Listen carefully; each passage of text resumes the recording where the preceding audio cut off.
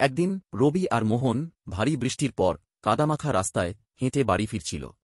তারা খুব সতর্কভাবে পা ফেলছিল যাতে পা না পিছলায়। রবি সামনে হাঁটছিল। হঠাৎ মোহনের পা পিছলে গেল আর সে ধপ করে কাদার মধ্যে পড়ে গেল। তার জামাকাপড় কাদায় মাখামাখি হয়ে গেল আর মুখেও কাদা লাগল। রবি ঘুরে তাকিয়ে মোহনের কাদামাখা মুখ দেখে এমন হাসতে শুরু করল যে সে আর থামতেই পারছিল না। তারপর রবি এত জোরে হাসতে লাগল যে সে নিজের পাও দেখতে ভুলে গেল।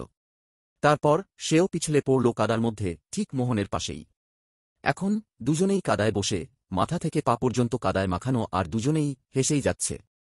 মোহন কাদামাখা মুখটা মুছে বলল, দেখছি আজ বিনা পয়সায় কাদার স্নান হয়ে গেল। দুজনেরই হাসির চোটে পেটে ব্যথা শুরু হল, কিন্তু কেউই গায়ের ময়লা নিয়ে চিন্তা করছিল না। এটা খুবই মজার ছিল।